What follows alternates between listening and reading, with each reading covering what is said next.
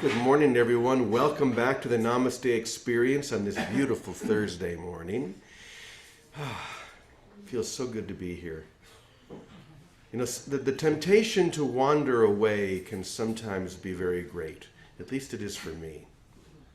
I've always been a wanderer. And the temptation to check it out over there and move over here to this and see what's happening in that direction can be very strong.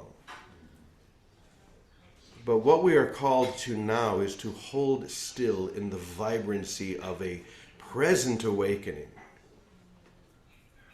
It's happening right now, right here. And that doesn't necessarily mean that it's only happening right here at this physical place that we sometimes call Namaste Village. Though that's not a bad place to do it. It's happening wherever I stand. One of my favorite lines from A Course in Miracles is, "The holiest place on earth is where an ancient hatred has become a present love." Where an ancient hatred has become a present love. That's the awakening.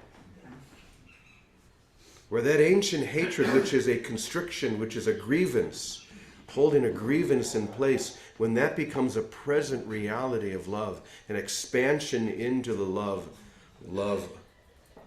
just love. Thank you, Flo. Just love. And so when we feel that temptation to wander, to move in another direction, we realize and recognize that it's that constraint we're so used to the constraint, we're so used to the strangulation that we think it's what we like. But why would we like such a thing? Why would we want to be strangled when love is all around us, within us, in every direction? We're so used to the gravitational pull of the ego that keeps us anchored in place that we forget that it is really ours to fly. And so everything we're doing here is about getting the sufficient energy, the momentum, so that we can break free from the gravitational pull of the ego. And just like a rocket ship that uses so much fuel to finally break free, when it is free of that gravitational pull of the earth, it only takes a little bit of energy to soar through the whole universe. And the same is true for us. It doesn't take much energy at all to be who you are, to be the love that created you and maintains you. But it does take energy and commitment to break free from those shackles or from that gravity. So that's the only thing that's required at this point.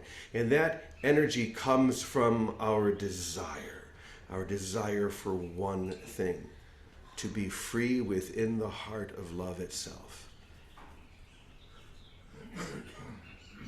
So this is why we hold still for a moment. By the way, I'm only teaching myself here. So you don't need to listen to me at all if you don't want. If you want, you can. If it feels like it resonates. But in my own life, there's that need, like, I want to travel more. I want to go back on tour. You know, for so many years, I was used to always being on tour and traveling all over the world. And that's changed. And yet sometimes, can you relate to that, Sal? I'm sure you can as well. We've been talking about how, those long flights just don't do it for me anymore. Getting on that airplane, flying to Australia or wherever. Oh, I just want to be here in this moment with the one. And the one is showing up right now as all of you. Now, it may show up in some other way, but it's still right here, right now. So the need to wander away from right here, right now, begins to dissolve. And we let it dissolve. That's what this is all about. Just let it dissolve. And one of the ways that we do that is by sharing the prayer for the awakened every morning before we begin. So I'm going to invite you to please join me in sharing it now. Here we go. My soul has but one goal, to awaken to the truth that is forever true. My heart has but one desire, to remember the passion of infinite bliss. My mind has but one focus, to embrace the reality that is forever real. I choose to awaken now to the infinite love that is my source. I give everything to this love, just as it has given everything to me. I am awake now. How is everyone today? Awake and How ready. feels everyone today? Awake and ready. So it is. By the way, I'm going to the beach today. Just thought I'd mention that. But I never really leave. Me, Tim, and Sheila, we're just going to have a couple of days on the beach, which is lovely. Okay, so what is it that pulls us away, or that makes, other than the beach, that makes us that is pulling us away from this holy encounter with love itself and the beloved? Well, quite simply, it's all the grievances we hold, or the grievances, plural, that we seem to hold that make us attached, literally attached to the unreality of sickness, pain, and death. Imagine that for a moment. Your attachment to the unreality of sickness, pain, and death. Now you may be thinking, what do you mean unreality? At some point I'm going to get sick, whether it be with a cold or COVID or whatever it might be. No, you're not. No, we'll say you with a capital Y. You are not. That is not possible. But it's the grievance, or what seems like many grievances, they pile on one on top of another. This person does that, another person cuts me off. Then Scott says something to me that I'm thinking, Scott, what are you thinking? I point him out because he would never say anything, that whatever. But here's the thing, and this is what is so important for us to get, that it's really the one single grievance that we hold that releases them all. There's only one true grievance. And guess who that grievance is with? Well, we could say God, yeah, that would be true. Or we could say ourselves, and it would be saying the same thing, right? And yet we want to, that's too much for us to bear, to literally bear. So we then pile up, well, no, it's this, it's that, it's something else. But this is where it says in A Course in Miracles, one problem, one solution. One grievance, one release. Release that one grievance. See, the guilt that we hold from the idea that I could separate from the inseparable, or that I could accomplish the impossible. This grievance, because it's too much for us to hold pointed inward, we point it outward to what we think is God. Now, we don't know this consciously. This is totally unconscious, but this is the source of the guilt that we hold. We can't deal with it ourselves because trying to turn away from that which we could never turn away from. Okay, so it's all about God. And this is why the final test, the final step is to confront that fear of God, that face-to-face with God. When we're finally face-to-face and that ancient fear, that ancient guilt, that ancient grievance finally comes to the surface. But until then, that grievance is going to show up as sickness, getting sick, getting ill, experiencing pain. Whatever that pain may be, it could be emotional, it could be physical. And of course, the idea that I'm going to die, that who I am could ever die. When we heal that one grievance or that one problem, the solution appears on its own. And this is why we need tremendous energy and desire to break free, to lift above it all so that we can fly. That being said, I have a story. Do you like my stories? Yeah. Okay. All right, here we go. Word spread through the ashram like wildfire. Mother is ill. No one knew if it was true or just how serious the illness was, but their whispers brought many other serious questions to mind. Is it even possible for one so filled with light to become ill? What would happen if Mother decided to drop her body, leaving them to navigate the waters of enlightenment on their own? And who would guide the hundreds of seekers who came to the ashram week after week seeking her wisdom? After 3 days of absence, Mother suddenly appeared at evening satsang, looking radiant and alive. She sat down in front of her disciples and said, "So much worry and fear about a silly subject. You think I could ever really leave you? Do you think this body has anything to do with the gifts I offer? My breath is not defined by lungs that breathe, nor is my heart defined by flesh that beats. The radiance of my heart encompasses each one of you, and death is no escape for those who follow the path I blaze. If for a moment you do not see me, do not think that I cannot be seen. And if for a moment you do not hear my voice, do not believe my words cannot be heard.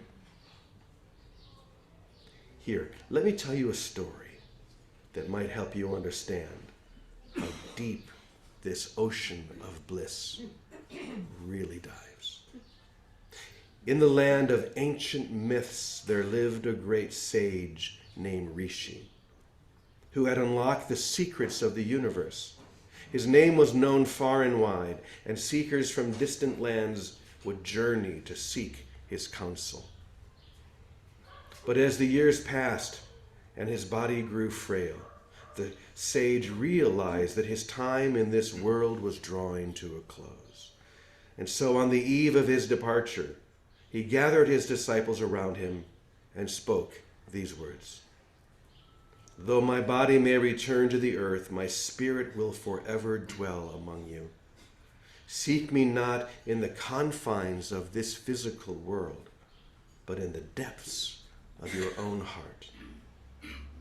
One of his disciples fell to the ground weeping.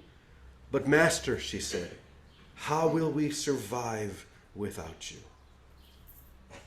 The great sage pointed to a tree laden with heavy mangoes. "Look at that tree," Rishi said. "The fruit is heavy upon the branch and desires only to fall to the earth where it will be consumed. But what if the mango said to the branch, 'I am afraid to leave your embrace. Let me stay here and suck the precious nectar you have so freely given me till now. I never want to be separated from thee.' What do you think the tree would say? It would surrender itself to the wind that blows through the valley, forcing the mango to release its grip. 'Do not cling to me,' the branch would scream. 'Unless you fall and let the creatures of the earth consume you, the seeds deep within your heart will never spring forth to birth new trees and new forests. Let go of me and die, for only then will your life be saved.'" Rishi's disciples looked at him with a mixture of devotion and fear. The master had compassion and finally said, "My dear ones, I will not leave you for long. Just as the mango, though it be consumed by the earth, does not truly die, my teachings are within you now, and they will never leave if you honor them and put them into practice. Then you will know that I am with you always. The great master closed his eyes, and his breath left his body, but his disciples did not grieve his passing.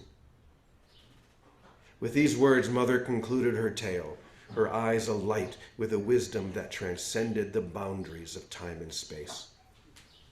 And so also, my dear ones, know that I am with you always, guiding you, inspiring you, and illuminating the path with the light of truth. For even in the darkest times, the radiance of the soul shines, undimmed by the veil of mortality.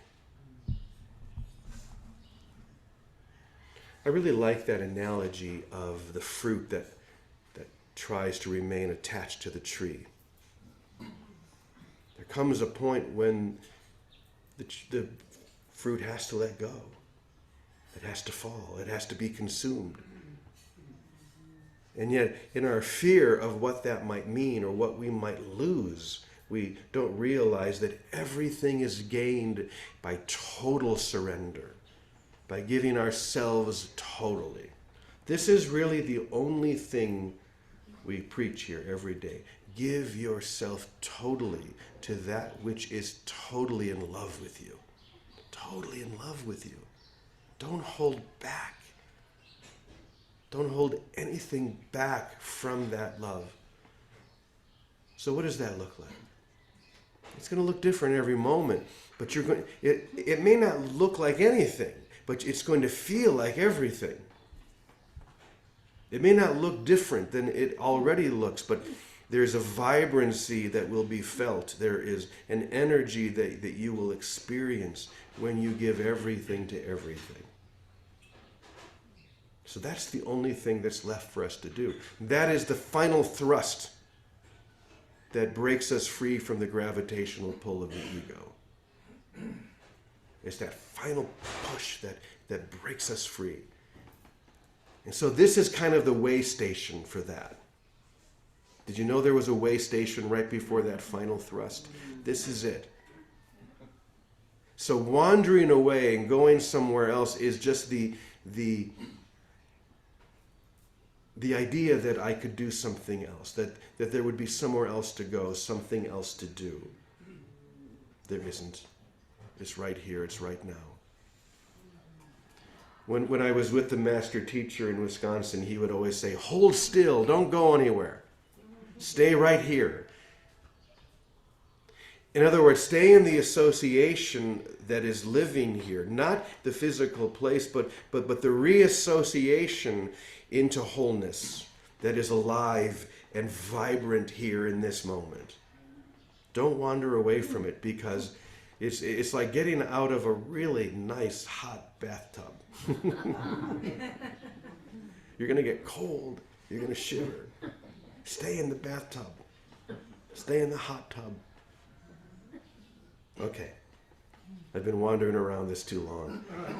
Let's see what our dear Vicky has to say. Good morning, Victoria. Morning, Brother James. I just have to tell you, when I saw your post just a minute ago about the love retreat, I got so excited because all of a sudden it really hit me. Oh my gosh, well, I'm really going to Mexico. I'm going to meet everybody. I'm going to meet all the guys that I don't already know at Namaste. I'm going to meet all you guys that might come, any of you that might come.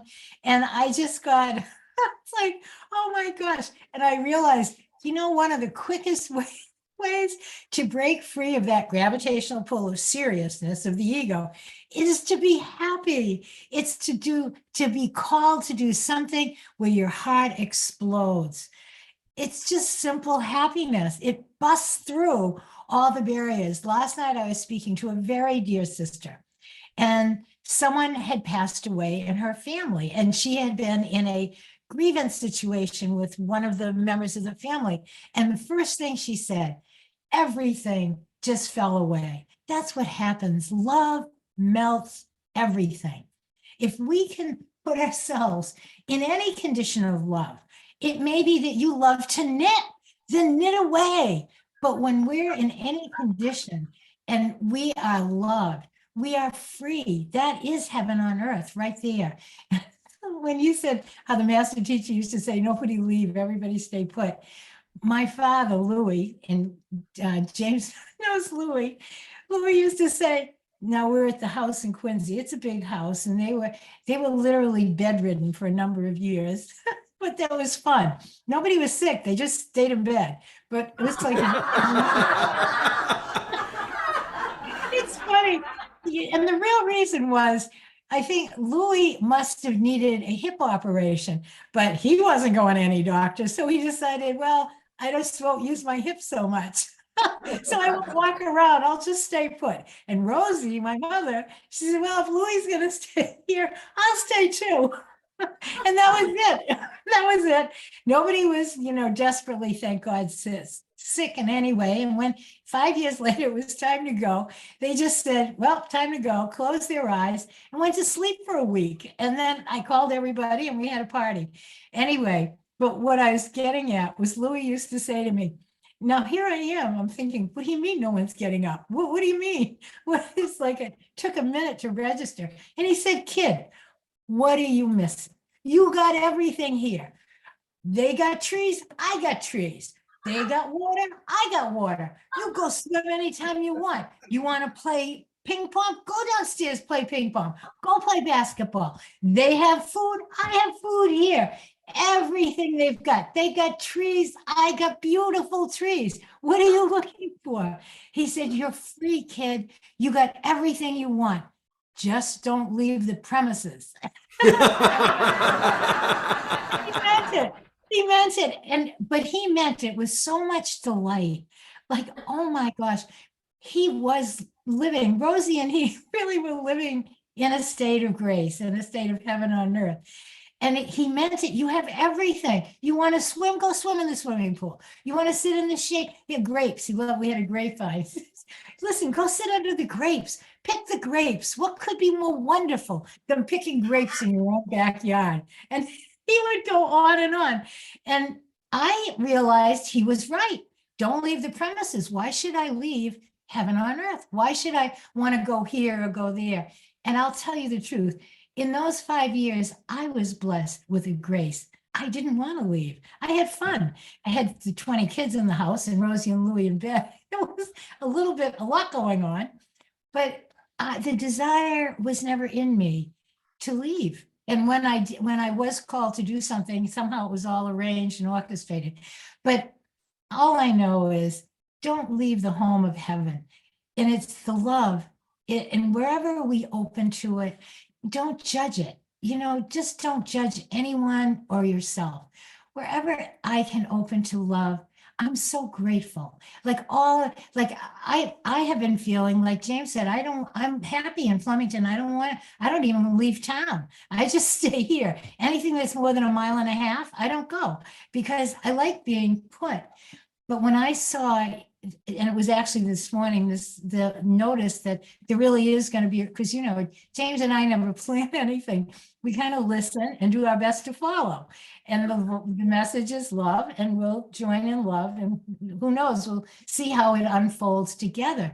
That's the grace and that's the miraculous part of it. For any two of us or more to join together without a plan, how does that happen? I'm not doing anything. Did somebody do that? Anyway, listen, let happiness lead us. And I forgot to tell you this yesterday. When I was telling you about the African tribe that uses ceremonial plants to reach higher consciousness, that's what it is. They realize every trauma is a trauma of lack of vision. You're seeing things incorrectly. You got to get lifted up into real vision. And hopefully we do it naturally by grace, by a holy instant, turning our minds over to the Holy Spirit, admitting, I don't know anything. I haven't got a clue. And I'm so grateful because I cannot get in the way with my ideas. it's always only my ideas of what should be or what should happen that are in the way. That's what a grievance is. It's holding on to some form instead of being on a free form float with grace, like wherever we are. By the way, I see Virginia in the room. Virginia, welcome back. Virginia went through some procedures. But yesterday, when I was talking about that African group, African tribe, Bwiti in Gabon, this is what I meant to say. Do you know the purpose and the reason for their life? The purpose for life to them, and this is a natural spirituality, is to enjoy life. That's it. The purpose of life is to enjoy it. It isn't to become some person that has a career and an occupation. It's to do what comes naturally and enjoy life. That's why when they are out of enjoyment, out of the natural flow of happiness, they immediately come together and embrace each other to help each other remember we're here to love. Enjoying life is loving. It's receiving, being loved, and loving naturally. It is this simple. And if James and I do anything for a week, we'll try our best, I'm sure, to keep it that simple. It's so easy to want to go and detour off into, oh gosh, so many complications. And it's not necessary. The sweetness of truth is that it's simply true. And it is simply love. And that there's no location for it. There's no exceptions to it. There's no special anything effects that we ever need. The only thing that is required is that we open to love and let love fill us and give it freely wherever we are, whatever we do. And this is one other thing, when you were talking about in the parable, the master dying and stuff. So some of you have seen this. This was the card that I had made for Big Teddy when he passed, because my 5-year-old grandson, when he came, he saw I had this card, and he came and he was so excited, and he pulled this card out and he said to me, Tutu, that's what he calls me, Tutu, is this what happened to Grandpa? Nothing happened, he said. He just went from his body to the light. I said to him, that's exactly what happened to Grandpa. And, that's a childlike understanding. And then, a few weeks later, he called me on the phone with his parents. And he said, Tutu, don't be blue. He said, don't you know, just because you can't see him doesn't mean he's not there. And I said, Tommy, you're right. Just because I can't see him, of course that doesn't mean he's not there. So when we know there's no loss, but only everything showering us with love and blessing, just relax. And when I forget for a moment, I really do take to my bed and drop and say, help me, because I want to get centered back into that light of love and grace that's flowing. So I love you all. I thank you every morning for everyone that comes. And I'm excited to see anyone that can show up in Ahihik in May. Thank you, James. Yes, thank you, Vicki. I did send out an email last night. I don't know if everyone saw it yet, but come join us. Come celebrate with us. I remember when Vicki had that huge house in Quincy, Massachusetts, and imagine 20 college students, her parents in bed, and all of the other friends that would show up. She literally had to, at one point, get huge rolls of paper to make paper rooms, so that just to separate. So there would be one little corner that wasn't being used. Okay, let's just put these big rolls of paper and make a room out of it. They were bamboo. Bamboo? Yes. Oh, Vicki, thank you so much. I'm so excited that you're going to be here with us, and I'm so excited for all of you here at Namaste and all of you from all over the world who are going to come and join us. This is going to be exceptional. So come join the party. And to that we say, Amen, Amen, Amen, Amen. Punto. And so it is. Have a beautiful day, everyone. Love you. Thank you. Thank you. Great day.